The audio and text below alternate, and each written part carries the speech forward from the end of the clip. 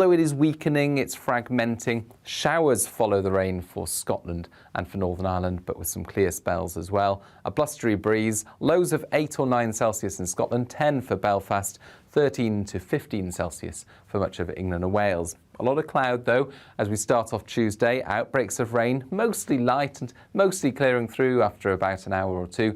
And then skies brighten behind the rain with plenty of sunny spells once again across much of the UK. But there will be some showers, mostly affecting northern areas, especially Scotland and Northern Ireland, where those showers will be heavy, perhaps with the odd rumble of thunder and a gusty breeze as well. It will feel cooler, 13 to 16 in the north, 20 Celsius in London. And as we head into Tuesday evening, the showers tend to continue with some longer spells of rain possible for northern and western Scotland, Northern Ireland as well. Clear spells further south. Further showers to come on Wednesday, perhaps some longer spells of rain in places, drying up Thursday and Friday.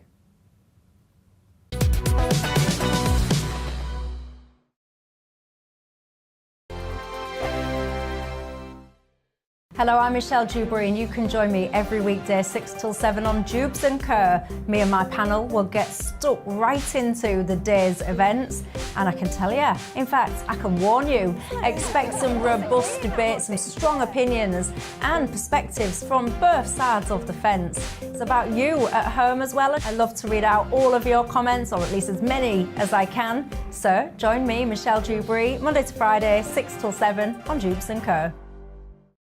On radio, they call it the drive time slot, 4 p.m. until 6 p.m. as listeners head home. It's that part of the schedule when the dust of the day's events begin to clarify, and we try to make sense of it for you. Brazier is drive time for radio and TV. It's fast, it's punchy, it's opinionated, there's a Brazier angle and a little bit of levity. That's the question. That's 2 questions, actually. That's Brazier, Monday to Thursday, 4 till 6 on GB News. Hello, I'm Patrick Christie's. And I'm Mercy Moroki. Make sure that you join us Monday to Thursday, 10 a.m. until midday, right here on GB News for To The Point.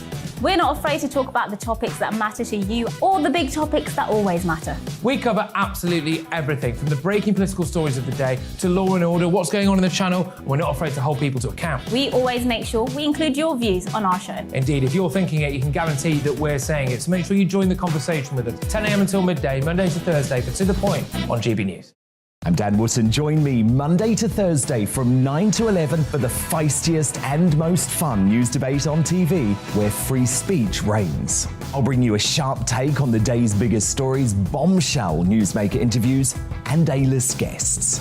And I guarantee you, no spin, no bias, no censorship, and no reason to go to bed. That's Dan Wootton tonight, Monday to Thursdays from 9 on GB News.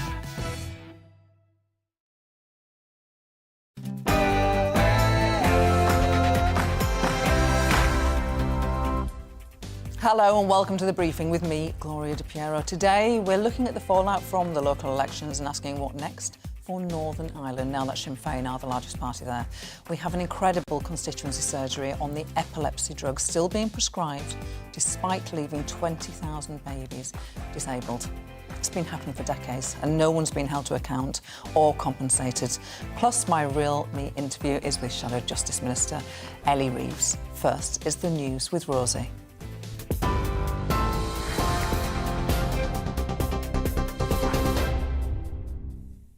A very good afternoon to you. It's 12 o'clock.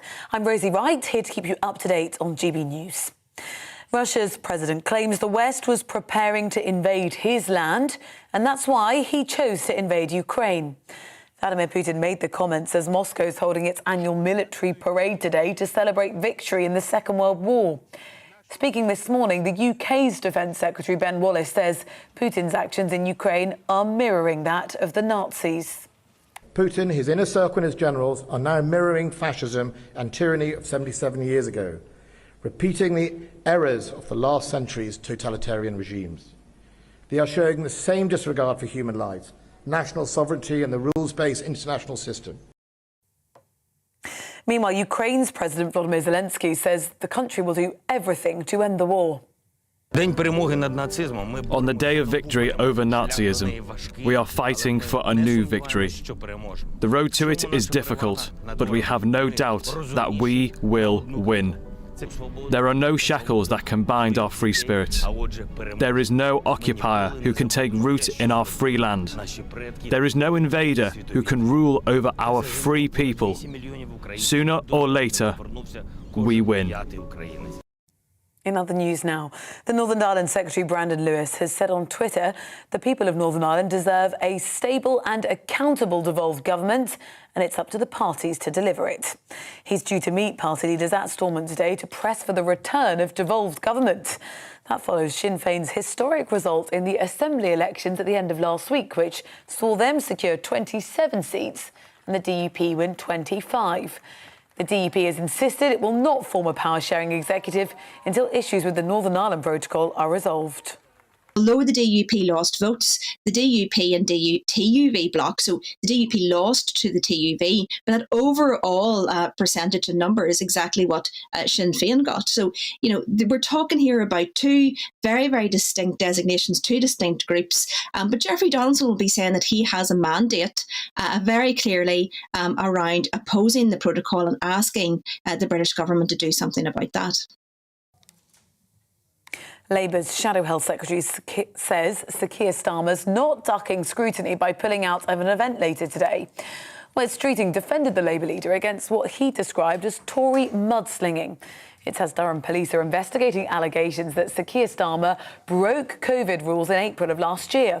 Labour have denied any rules were broken and have not said why he's pulled out of the speech. Universities Minister Michelle Donnellan told GB News she thinks Sir Keir Starmer's actions are hypocritical.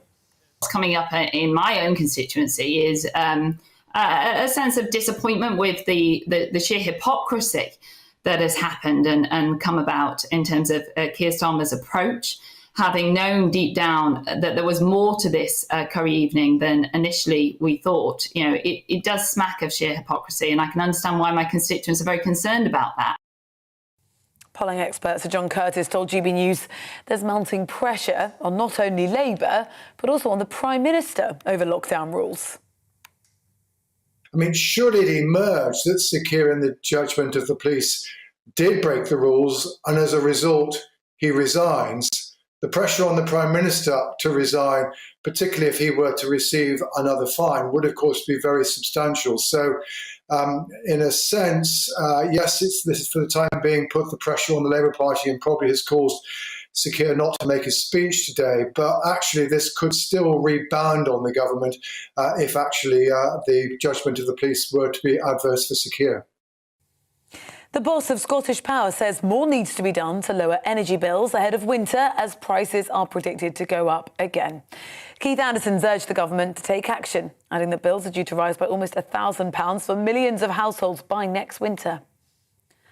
Schools in England are going to be required to publish an attendance policy under new government plans.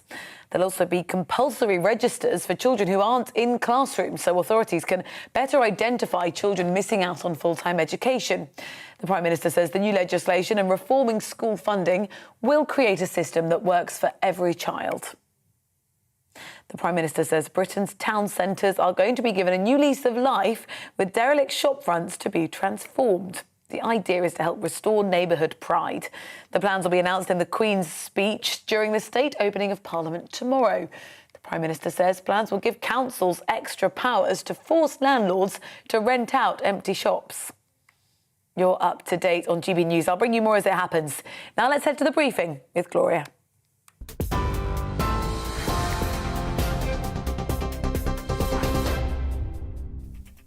Coming up this hour on The Briefing, the dust is settling after Friday's local elections. We'll be asking what lessons Conservatives and Labour can learn from their mixed results around the country.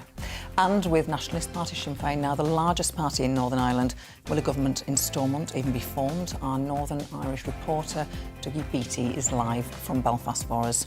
It's being described as a scandal even worse than thalidomide. An epilepsy drug has left 20,000 babies disabled in the UK, and it's still being prescribed. I'll talk to two mums. One mum whose 5 children are affected, and her local MP for Bury South, Christian Wakeford. And today's Real Me interview is with Labour MP Ellie Reeves, sister to Shadow Chancellor Rachel. She tells me of the loneliness of being at home with a new baby and that Parliament is slowly becoming more family friendly.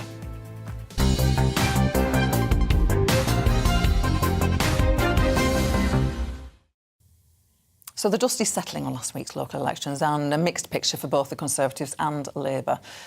Joining me in the studio is Tom Howard, our political correspondent. Tom, we were so desperate to speak to each other that even during the bulletin we were WhatsApping each other next. Now tell me, your main takeaway from the local elections last week? Everyone's got a story. Everyone's a winner and everyone's a loser. And to some extent, this is a very muddled set of local elections. It's a set of local elections where the opposition party needed to do really quite well in order to win back what is 4 general election defeats over the last decade plus 2.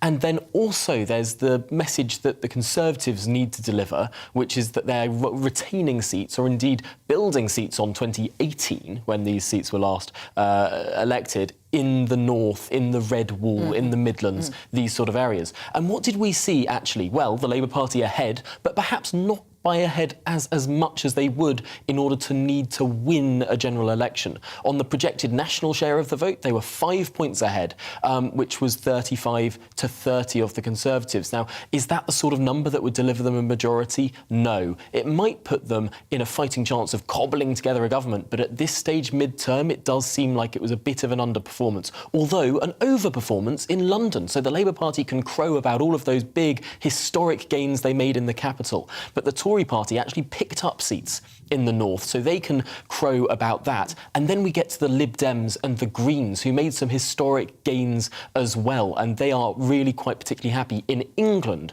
the Greens and the Lib Dems made more gains than Labour did. Labour in England, on net, only making a couple of dozen gains. So really a very mixed picture overall. And just bring us the latest. Of course, Boris Johnson was under huge pressure under Partygate. Now Keir Starmer is under pressure over having a curry while working in a by-election campaign. Yes, it sounds incredibly trivial, doesn't it? It's almost peculiar that this has become a big national story. But then we look at what became a big national story with regard to Boris Johnson, or perhaps more peculiarly, Rishi Sunak, who turned up to the cabinet meeting 8 minutes early for a meeting. There happened to be a cake there and they sang happy birthday, and for that he was issued a fixed penalty notice, and for that the leader of the Labour Party called on Rishi Sunak to resign, which means we're looking at an incredibly low bar for dealing with events that may or may not have broken the rules. And there have been a few inconsistencies in the Labour Party's story with what happened in Durham on the 30th of April 2021. Was Angela Rayner there? Well, we now know she was, whereas the Labour Party denied that beforehand. Did the Labour Party go back to work after this meal? Well, the op note that was leaked to the Mail on Sunday over the weekend appeared to show that that dinner was the last thing in the day, and a separate event, a pre-planned event in and of itself. There seems to be more evidence that is coming to light here, and that's what Durham Constabulary are investigating now for the first time. But more than that, it seems that the British public have started paying attention to this story. Today, YouGov have released a poll saying 54% of the British public believe that Keir Starmer either probably or absolutely broke the rules. So that's a majority of Britons now thinking that Keir Starmer is likely a rule breaker. Tom Howard, as ever, thank you.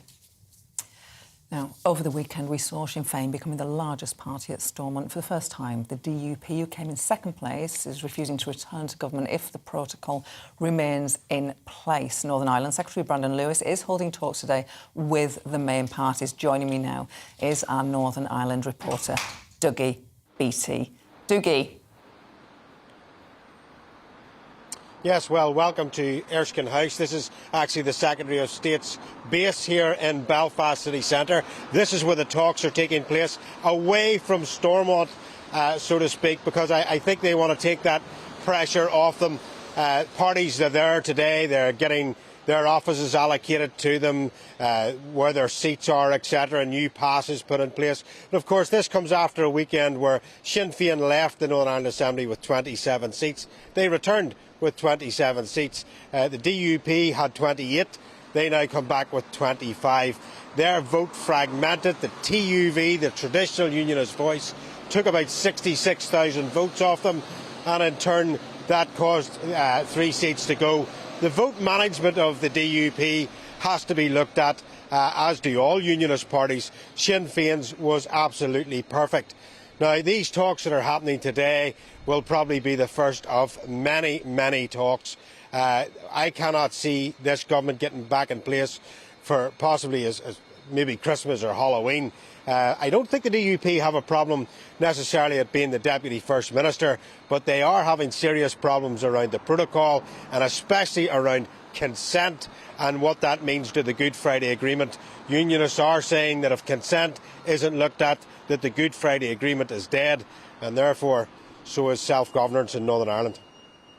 Dougie, I'm sure we'll talk lots over the coming days and weeks. Thank you. So, as we've heard, the local election results painted a mixed picture for both the Conservatives and Labour. Well, joining me now to talk about this is Joanne Nadler, who was a Conservative councillor in Wandsworth, that flagship borough that turned red last Thursday. She was a Conservative councillor in 2010. Hello, Joanne. It's good to see you. Hi. So, Thank you served. Lovely to see you too, Gloria. You served as a Conservative Wandsworth councillor for 4 years from 2010. Just take us back there. What was the political makeup back then? Well, it was overwhelmingly Conservative, and it had been for, at that stage, already over 30 years, which is extraordinary to think about. I mean, I grew up locally in a neighbouring borough, actually, and, you know, Wandsworth turned Conservative when I was at school. So it was, you know, everything that I'd always kind of known about since first discovering politics, in a way. And, of course, it was very emblematic of the Thatcher period.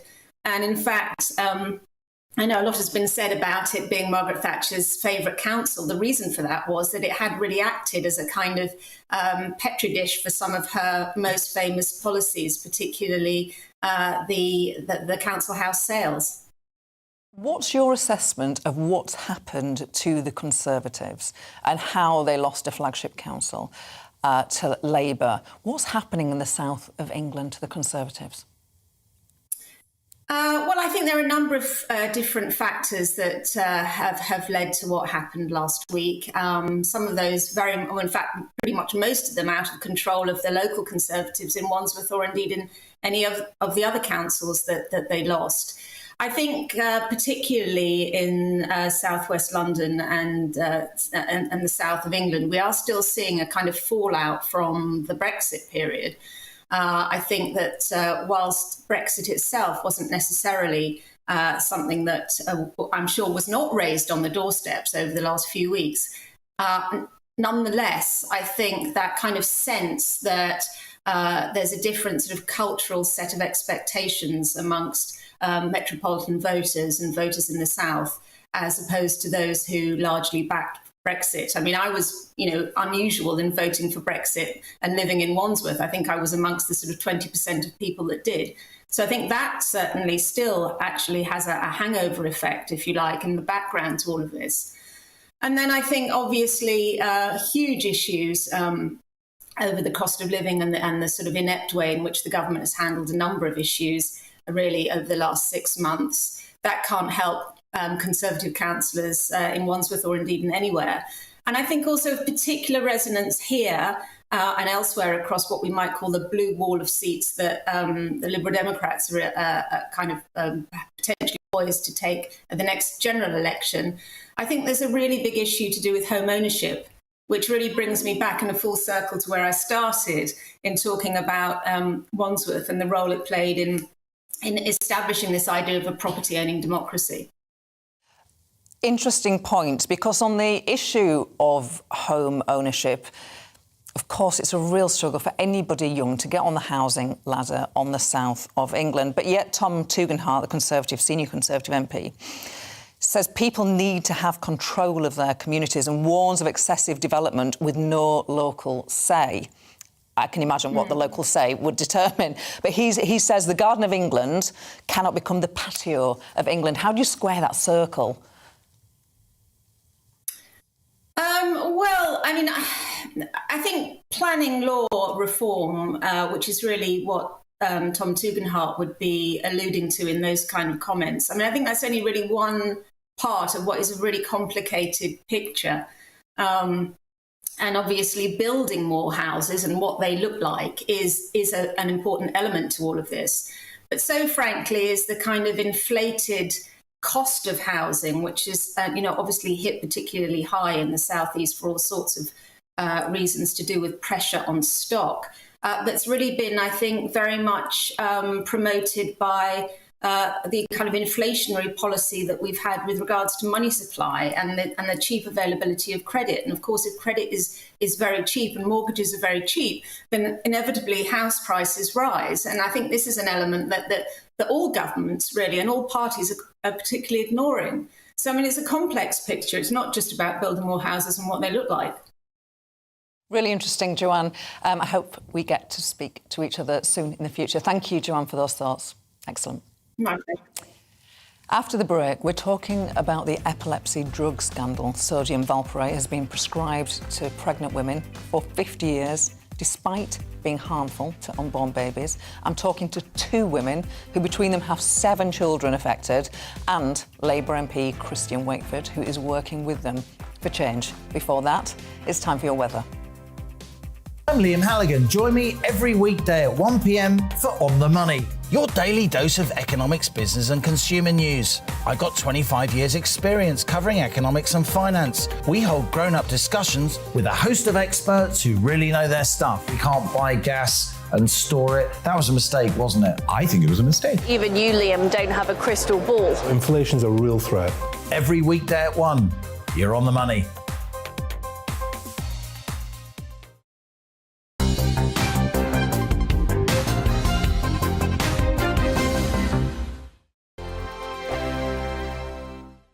Hello, I'm Michelle Dewberry and you can join me every weekday 6 till 7 on Jubes and Kerr. Me and my panel will get stuck right into the day's events, and I can tell you, in fact, I can warn you, expect some robust debates, some strong opinions and perspectives from both sides of the fence. It's about you at home as well. I love to read out all of your comments, or at least as many as I can. So join me, Michelle Dewberry, Monday to Friday, 6 till 7 on Jubes and Kerr. On radio, they call it the drive time slot, 4 p.m. until 6 p.m. as listeners head home. It's that part of the schedule when the dust of the day's events begin to clarify, and we try to make sense of it for you. Brazier is drive time for radio and TV. It's fast, it's punchy, it's opinionated, there's a Brazier angle and a little bit of levity. That's the question. That's 2 questions, actually. That's Brazier, Monday to Thursday, 4 till 6 on GBNews. Hello, I'm Patrick Christie's. And I'm Mercy Moroki. Make sure that you join us Monday to Thursday, 10 a.m. until midday, right here on GB News for To The Point. We're not afraid to talk about the topics that matter to you or the big topics that always matter. We cover absolutely everything, from the breaking political stories of the day to law and order, what's going on in the channel. We're not afraid to hold people to account. We always make sure we include your views on our show. Indeed, if you're thinking it, you can guarantee that we're saying it. So make sure you join the conversation with us, 10 a.m. until midday, Monday to Thursday, for To The Point on GB News. I'm Dan Wootton. Join me Monday to Thursday from 9 to 11 for the feistiest and most fun news debate on TV, where free speech reigns. I'll bring you a sharp take on the day's biggest stories, bombshell newsmaker interviews, and A-list guests. And I guarantee you, no spin, no bias, no censorship, and no reason to go to bed. That's Dan Wootton tonight, Monday to Thursdays from 9 on GB News.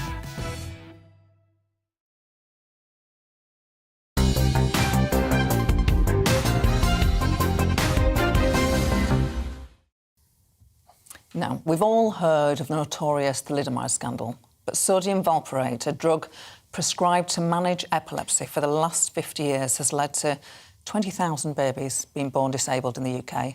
Doctors knew back in 1973 it posed a risk to unborn children, but women were not told of the risks and no one has been compensated. Emma Murphy's first 5 children have physical and development problems as a result of the drug, and Janet Williams' 2 sons are also both affected. Together, they formed the In Fact campaign group.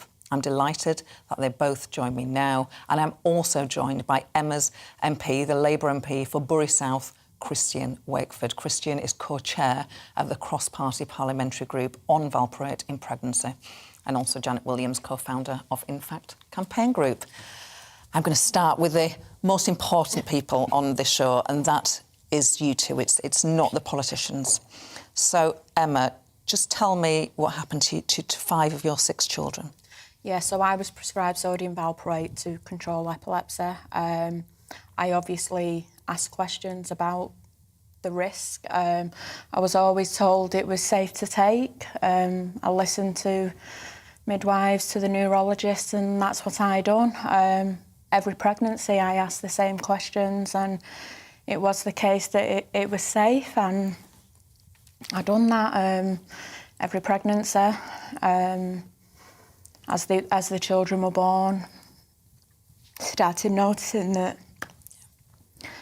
they weren't developing. There was always something not quite right. And then I saw Janet on the news, and she was... Really? So you started clicking that something wasn't right because you saw Janet on the news. Janet, tell me about your experience with your 2 boys. Well, I've got 2 sons in their 30s now, and I started on the drug in about 83. At the time, there was no warnings on the boxes or patient information leaflets, and there was nothing. So we had no idea at all that this could do so much damage. And it wasn't until after my 2nd pregnancy, both the children had been to NICU and had gone through withdrawal. And it wasn't until we were sent to see a geneticist that we had it explained to us that it was a drug that caused the damage. I'm just going to whiz round to Christian. Emma is your constituent. Were you made aware of this as her MP because Emma got in touch with you? Yeah, very much so. I mean, it was already a nerve-wracking day for me because it was the day I actually did my maiden speech. But I met these 2 fantastic campaigners and powerful women in their own right to hear their story and to actually start to get a bit of an understanding. I'd never even heard of sodium valproate before. Yeah. So to then get an understanding that this is still going on now because the warnings still aren't going on medication, and 20,000 babies so far is a national scandal. I mean, 1 could be a mistake, but 20,000. And so, on the back of that, I mean, these 2 had been blacklisted by the Department for Health. What? Yep, there was an email saying that under no circumstances should ministers meet the campaigners on the issue. So from that, you just start asking the questions as to why don't they want to take this seriously? There's still no redress scheme coming forward like there was for thalidomide. There's so many different questions, but we do now have a meeting later this month. But again, that's the starting of the process. The 3 of you have a meeting with ministers? With Maria Caulfield, yes. So with the health minister later this month. Oh, I'd love to talk to you all after that. Yeah. But that's thanks to going to see your MP and working with an MP that you've secured a meeting now. Yeah. What do you want at that meeting? What do you want to happen, Emma? We want the government to listen because the government knew at licensing this damage would cause to thousands of babies. This is not an issue for the NHS, which is what they keep saying. The government knew at licensing this would happen, and they need to address this. What do you want to happen? What are you campaigning for, Janet? Well, now we're campaigning for compensation. We got the pregnancy prevention programme in place in 2018, although it still isn't being used as it should at the moment. So now, first and foremost, these children need some sort of compensation, some sort of care plan where they can be taken care of for the rest of their life, because once the parents have gone, who then takes care of them? Right. Have you got any indication that... Have you got any backers in Parliament apart from your MP, Christian? Are there other people who are championing you? We've got quite a few MPs that are backing us up other than Christian. My MP, Kat Smith, she's the chair of the APPG. With Christian? With Christian, yes. Alongside Caroline Noakes and Liz Twist and a number of others. And it's all cross-party, so we've got quite a lot of MPs that are backing this up now. And the Sunday Times did a big investigation into this last month. Now, the Medicines and Healthcare Products Regulatory Agency, 4 years ago, they said you had to put the information and warnings on these products. Yeah. the Sunday Times found it's not happening. It's not happening. The Sanofi, the drug company, put warnings on the boxes. But what we're finding now is that pharmacists are actually putting labels over the warnings, so the women aren't actually seeing them. Some women are not getting the patient information leaflets in there either. And then the GPs are supposed to give the warnings as well, you know, to explain that the drug could do what switching the medication may help, trying a different medication. And a lot of women are coming back to us saying that they're not getting that either. That's me. Could you just put this into context? Just tell us, how are your children affected? What's the practical impact that you taking the drug because you were recommended to? So my 5 children, they're all diagnosed with fetal valproate spectrum disorder. Symptoms they have is autism, epilepsy, cerebral palsy, deafness, incontinence, deformed feet. So it is a challenge. But I'm not the only mum and dad affected. There's thousands and thousands of families across the UK. Janet and I are the lead campaigners, but there are other families, and this has to stop, you know, and that's why we campaign cross-party with Christian and other MPs to stop this from happening, because it's a scandal, you know. This shouldn't be continuing. Not today, when there is so much knowledge about this. Absolutely. You know, the 40% risk of autism. It's unbelievable. And your own sons, tell me how they are. Yeah, both in the 30s, both, again, with a diagnosis of fetal valproate spectrum disorder. My eldest one's also diagnosed with Asperger's and ADD, and my youngest one's diagnosed with dyspraxia, so he has a lot of speech and language problems and understanding circumstances, consequences of his actions, being able to understand sequencing and speak. You know, he knows what he wants to say, but the words don't come out. Life is, I mean, it goes on. Life's really difficult for these kids, and without support, they're just not going to be able to survive. Christian, coming back to you, so the reason why I contacted you is because I saw you've raised this at Prime Minister's Question Time, which is when I messaged you to say I would love to chat about this on the show. You're the co-chair of a cross-party parliamentary group. These mums need compensation, don't they?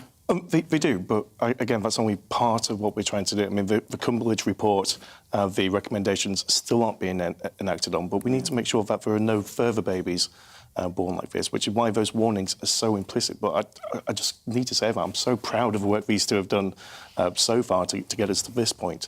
To the point, you know, we're actually doing a walk to raise funds up Ben Nevis in August. Are you? I'm clearly not looking forward to, but taking part myself. So all of you're going to walk up Ben Nevis. And how can people donate if they want to?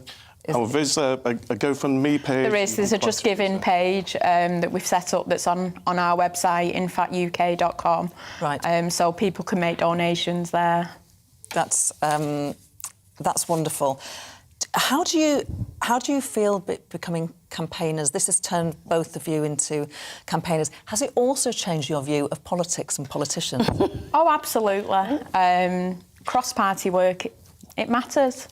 Lived experience matters, and I truly believe it makes the best campaigns, and working with politicians, it helps. I'll just say, Gloria, when we first started this 10 years ago, we had no idea about politics, none whatsoever. I mean, I'd run a support group for this previous to that, but when it comes to a trust and working with politicians, we hadn't got a clue. So we've had to learn as we've been going along. But the people that we've worked with in Westminster have been absolutely fantastic. Brilliant. And they say absolutely the same about you too. So you're the heroes of this. It's been absolutely wonderful to have you on the show and showing people. The reason why we do segments like this is because it helps people to show where politicians, who they normally sort of throw brickbats at, but where they can actually be useful. We wish you, and I'm sure everyone at home wishes you nothing but the best for you to achieve everything that you want to campaign. Come and let us know what happens after you meet with the Minister. We will. Thank you so much. Final question to you, Christian. You won't thank me for it. Right, OK. Boris Johnson came under lots of pressure about parties in number 10. Keir Starmer now under lots of pressure about about whether he followed the rules by having a curry and a beer during the Hartlepool by-election campaign. Your thoughts briefly on that? Well, I think there's two very contextual differences, really. For one, the Prime Minister has been found guilty of breaking the law that not only did he make, but he also went out in front of the TV cameras every single day of the week to remind us what those rules were and how important they were that they were followed. But what we're seeing with Keir is towards the end of the day, during a by-election, and I'm sure you'll remember by-election campaigning, you don't stop at 10 o'clock at night, you carry on until the work is finished. They stopped for some food and then went back to work. So there's a very strong difference in the context. But I'm confident that Keir will be found to be innocent, and then we can put it all behind us. But I think it's a telling tale that a man who's not been found guilty, not had a party, is getting more pressure than a Prime Minister who has been found guilty and has had numerous parties. So I think we need to get a bit of perspective, really. Christian Wakeford, thank you. And apologies for that, because by far the most important one, why we dedicated much more time to your campaign, is because it is the most important bit of our politics show today. Thank you. So thank you both. It's been a pleasure to meet you, and I hope to see you both again. And Christian, thank you for bringing it to our attention. After the break, I have an exclusive interview with Labour MP, the Shadow Justice Minister Ellie Reeves, who tells me about her first pregnancy. She found it quite difficult for her mental health.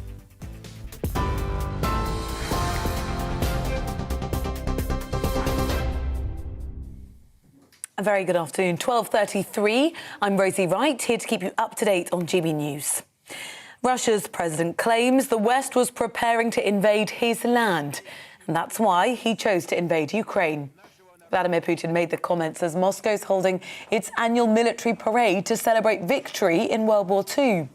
Speaking this morning, the UK Defence Secretary Ben Wallace says the Kremlin's trying to intimidate other countries during its celebrations today. Putin, his inner circle and his generals are now mirroring fascism and tyranny of 77 years ago, repeating the errors of the last century's totalitarian regimes. They are showing the same disregard for human lives, national sovereignty and the rules-based international system. Well, the Ministry of Defence has announced that more than £2 billion worth of defence contracts have been awarded to start the third phase of its submarine nuclear deterrent programme called Dreadnought. Labour's Shadow Health Secretary says Sir Keir Starmer's not ducking scrutiny by pulling out of an event later today. Wes Streeter defended the Labour leader against what he described as Tory mudslinging. Durham police are investigating an event where there have been allegations that Sir Keir broke COVID rules in April of last year. Labour have denied that any rules were broken and have not said why he pulled out of today's speech. The Northern Ireland Secretary Brandon Lewis has said on Twitter the people of Northern Ireland deserve a stable and accountable devolved government, and it's up to parties to deliver it. He's due to meet party leaders at Stormont today to press for the return of devolved government. The DUP has insisted it will not form a power-sharing executive until issues with the Northern Ireland Protocol are resolved. You're now up to date. We're on your TV, online and DAB Plus radio. This is GB News. Let's head back shortly to the briefing with Gloria.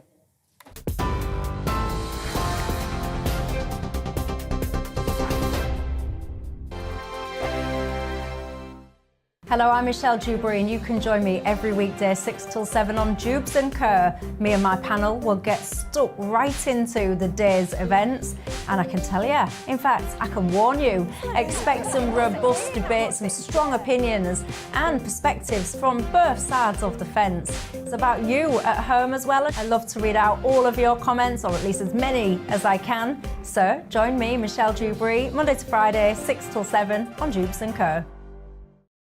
On radio, they call it the drive time slot, 4 p.m. until 6 p.m. as listeners head home. It's that part of the schedule when the dust of the day's events begin to clarify, and we try to make sense of it for you. Brazier is drive time for radio and TV. It's fast, it's punchy, it's opinionated, there's a Brazier angle and a little bit of levity. That's the question. That's two questions, actually. That's Brazier, Monday to Thursday, 4 till 6 on GB News. Hello, I'm Patrick Christie's. And I'm Mercy Moroki. Make sure that you join us Monday to Thursday, 10 a.m. until midday, right here on GB News for To The Point. We're not afraid to talk about the topics that matter to you or the big topics that always matter. We cover absolutely everything, from the breaking political stories of the day to law and order, what's going on in the channel. We're not afraid to hold people to account. We always make sure we include your views on our show. Indeed, if you're thinking it, you can guarantee that we're saying it. So make sure you join the conversation with us 10 a.m. until midday, Monday to Thursday, but to the point on GB News. I'm Dan Wootton. Join me Monday to Thursday from 9 to 11 for the feistiest and most fun news debate on TV, where free speech reigns. I'll bring you a sharp take on the day's biggest stories, bombshell newsmaker interviews, and A-list guests. And I guarantee you, no spin, no bias, no censorship, and no reason to go to bed. That's Dan Wootton tonight, Monday to Thursdays from 9 on GB News.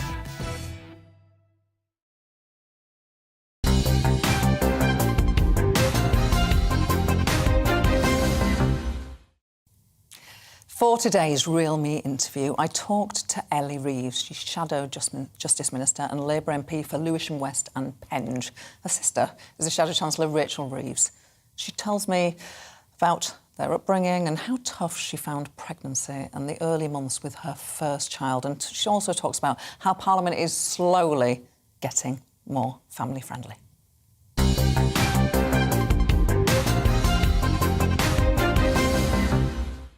Ellie Reeves, your sister is the Shadow Chancellor, Rachel Reeves. Your husband is the MP, John Cryer. That's a very political family. Was your background political? Did you grow up in a political household? I didn't grow up in a political household. My parents were teachers. My dad was involved in the NUT, the teaching union. But I wouldn't say we grew up in a political household. It wasn't like we sat around the dinner table talking about sort of political issues of the day. And do you and Rachel's 22 months older than you? Did she join the Labour Party first? When did you decide? How did it come about? Yeah, so she joined the Labour Party first. She must have been, I think you could only join the party when you were 15. And so she joined first. And then when I turned 15, I then joined. So, you know, we used to go to branch meetings, local Labour Party meetings at the same time. At that age? Yes, absolutely. I tell you what, we brought down the average age of the meetings by quite some way. I bet you did. My goodness. So lots of 15, 16-year-olds, they're having like wild teenage years. You and Rachel are going to your local Labour Party meetings. Is that normal?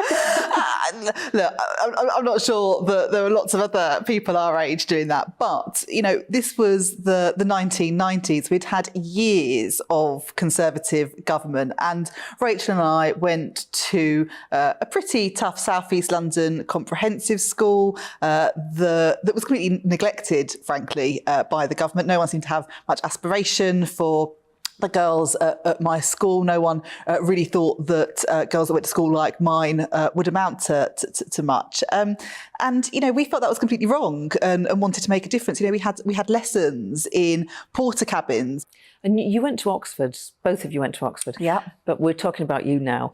Did you ever feel like, gosh, did you ever feel out of place at a place like Oxford? Yeah, I found Oxford quite difficult, to be honest. You know, I went to this really big, vibrant, multicultural South East London comp, and you know, grew up in London. I used to go out in central London a lot, and to go from that to a small Oxford college where the vast majority of the other kids had come from very different backgrounds to me, I found quite difficult. And you know, I don't have many people from university that you know I'm good friends with today. So Brexit obviously divided the country, it divided families. You were a strong Remainer, your husband voted Brexit. How did that play out behind closed doors? Well, I've always known John's political views.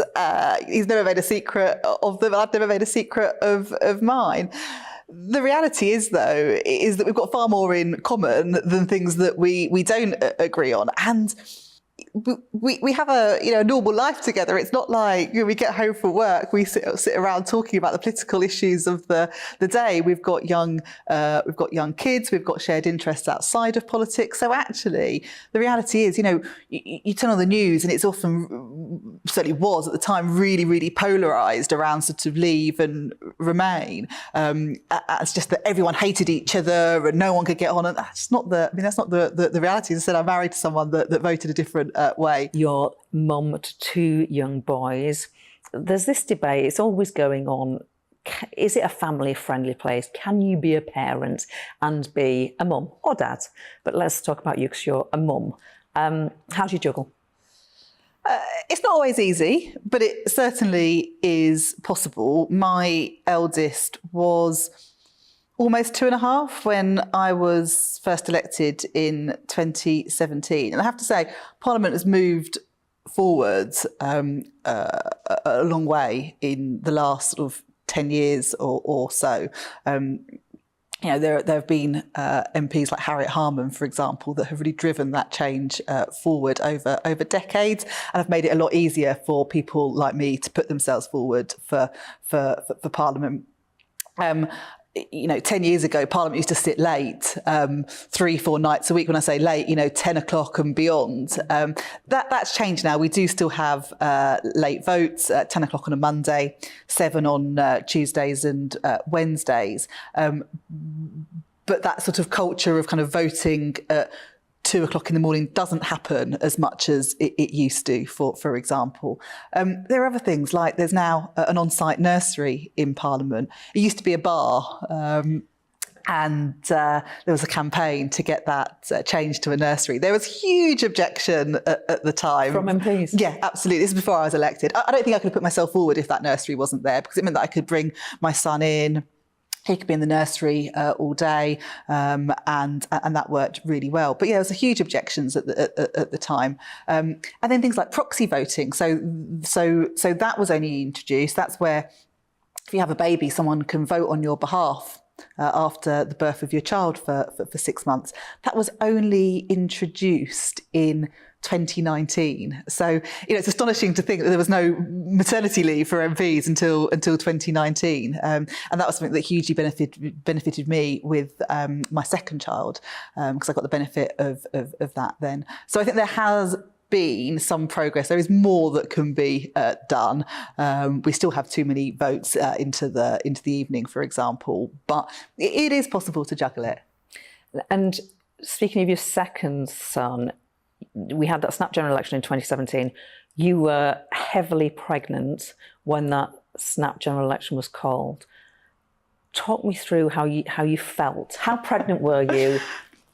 Really pregnant. In fact, I was just about to start my maternity leave.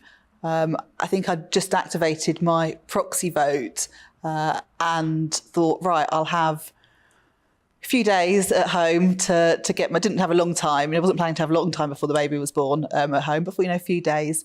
So I just activated my proxy vote, and then the general election was called. So I was straight back to work. I think I had sort of one day at home, and then the election was called. So, sort of leaflets to be signed off, campaigning to do, and my son was born in the middle of the campaign. I think I was out knocking on doors on the Saturday, and he was born on the Monday. So.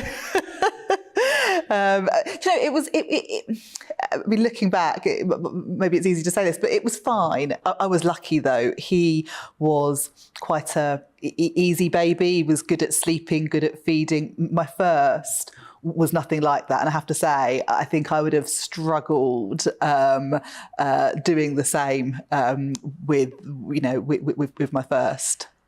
And you did struggle with your first baby.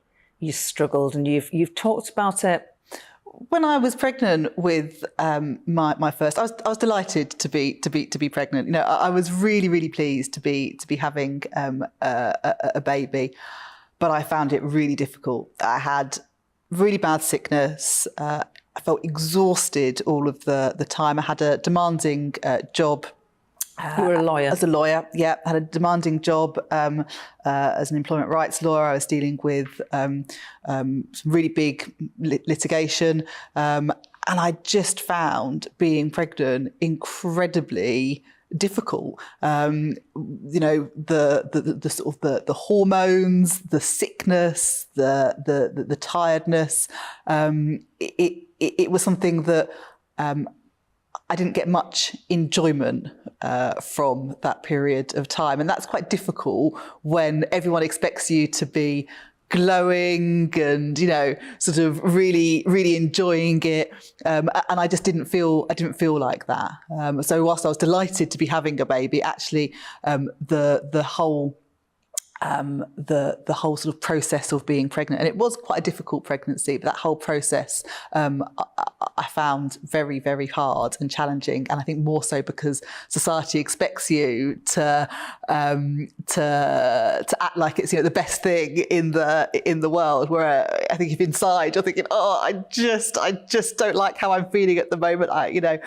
My skin was really greasy, my hair was really greasy. I struggled to get up in the morning because I was so tired. You know, I could barely get through the day without needing to sleep, and that's really quite hard when you're used to having a really sort of fast-paced job and social life and everything like that. And then what happens when you give birth?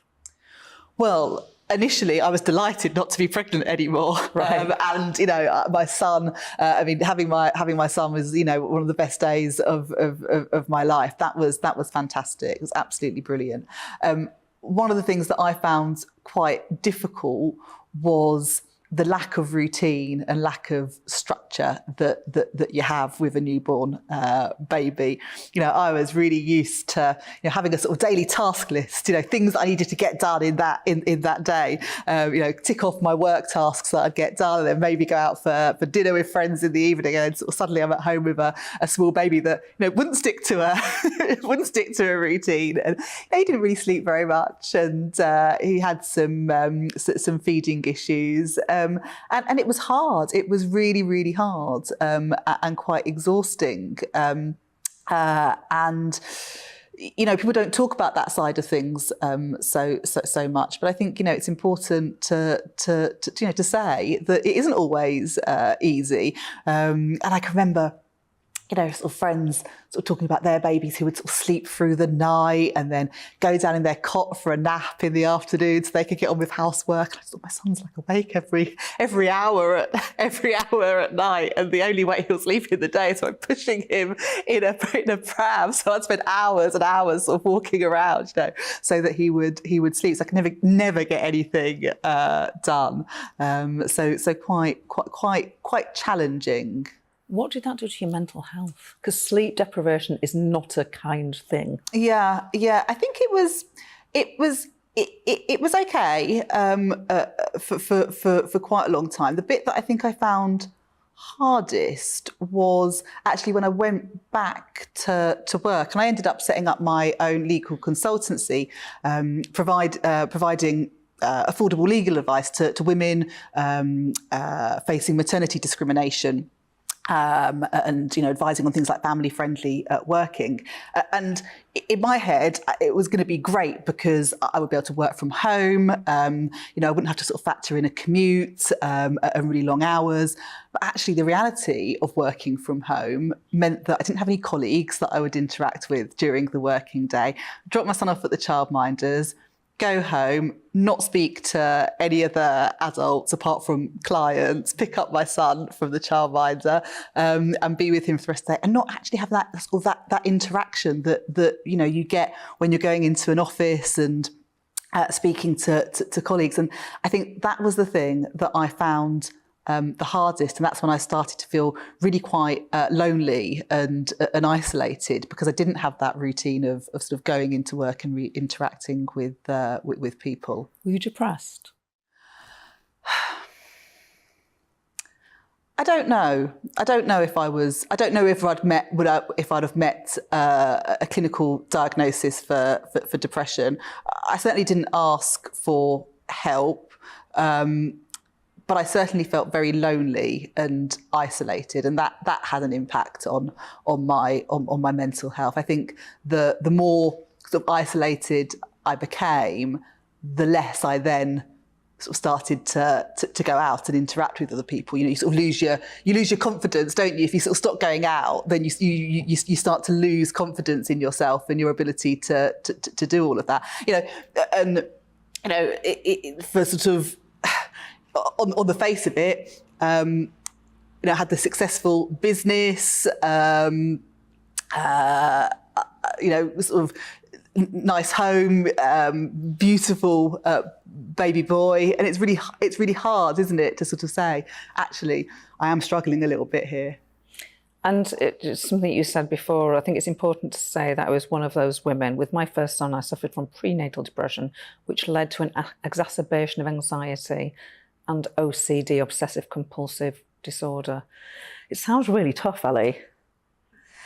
Yeah. You don't have to elaborate on any of that if you don't want to, but when I was reading it, I was like, my goodness, Yeah, I got very anxious about going out. I got very, I got worried, you know, if I went out, what if something happened to me? And that sort of, I got really, really anxious, and it was just easier then to sort of, you know, spend most of my time at home and to withdraw a little bit. And then you get into that cycle that of then not going out and then not interacting with people and withdrawing, really. And I did that for quite a while. I think it will help a lot of mums or expectant mums to hear you speaking out, because, as you say, society does say, oh my gosh, blooming, pregnant, it's all like, you know, everyone's skipping down the road, and it's often not like that. Any remedies for what we can do as a society to make it easier for people to seek help when they are feeling low? I think be more honest and open about it. You know, I think that as a society, we need to be more willing to talk about these issues and actually to remove the stigma around mental health. You know, if you break your arm, you go to the hospital. If you get an infection, you go to your GPs. But why is it, as a society, actually, if you're struggling with your mental health, you're expected just to carry on going and not to talk about it, you know? And that's completely wrong. We should be able to say, as a society, it's fine to seek help if you're struggling with your mental health. And actually, you know, things like having a baby is such a massive change that actually it's probably quite normal for people to have, you know, some sort of mental health issues during that time. And rather than sort of being, oh, you know, we can't talk about it, actually we should be open and honest about it. And also we need to make sure that the help is then there when people do ask for it. And, you know, I feel quite keenly that there needs to be adequate mental health provision so that people do ask for help, they get it. You know, with my second pregnancy, I sort of felt like I knew more what I was dealing with. You know, in terms of the pregnancy itself, I knew that the feelings of sickness would go away. I knew that the exhaustion would go away. I knew where to get support from, and I didn't have those same difficulties that I did the first time round. But I don't think it'll be that difficult to ensure that all new mums, you know, can get help and support, because it makes a huge, huge difference. And I think you'll have helped a lot of new mums and expectant mums to seek that support. Ellie Rees, thank you. Thank you. You can watch my Real Me interviews on our YouTube channel or catch them on the Real Me podcast. Listen on iTunes, Spotify, or wherever you get your podcast from. Just search for GB News. You've been watching The Briefing with me, Gloria De Piero. Join me tomorrow as we unpick Queen's speech. Up next, it's On the Money with Liam Halligan. For now, let's have a look at your weather. Hello again and welcome to the latest from the Met Office. I'm Aidan McGivern. Warm sunshine once again in the southeast, but generally cloudier skies elsewhere, and outbreaks of rain are now pushing into the northwest, western Scotland, Northern Ireland seeing those rain outbreaks push through during the rest of Monday. Eventually these fronts will slip south across the country, but for the time being, high pressure clinging close to the southeastern, so plenty of sunshine here, although some high cloud will filter in, turning the sunshine hazier, and the clouds are already thickening across northern and western England, Wales, with Scotland and Northern Ireland turning increasingly wet through the day. Some heavy rain in particular over the West Isles and the West Highlands. And not feeling very pleasant, 13 to 15 Celsius here. But we could see 22 or 23 degrees in the southeast ahead of the rain. The rain toppling south through the evening, pushing into northern England, Wales, eventually the Midlands. Although it is weakening, it's fragmenting. Showers follow the rain for Scotland and for Northern Ireland, but with some clear spells as well. A blustery breeze, lows of 8 or 9 Celsius in Scotland, 10 for Belfast, 13 to 15 Celsius for much of England and Wales. A lot of cloud, though, as we start off Tuesday. Outbreaks of rain, mostly light and mostly clearing through after about an hour or two. And then skies brighten behind the rain with plenty of sunny spells once again across much of the UK. But there will be some showers, mostly affecting northern areas, especially Scotland and Northern Ireland, where those showers will be heavy, perhaps with the odd rumble of thunder and a gusty breeze as well. It will feel cooler, 13 to 16 in the north, 20 Celsius in London. And as we head into Tuesday evening, the showers tend to continue with some longer spells of rain possible for northern and western Scotland, Northern Ireland as well. Clear spells further south. Further showers to come on Wednesday, perhaps some longer spells of rain in places, drying up Thursday and Friday.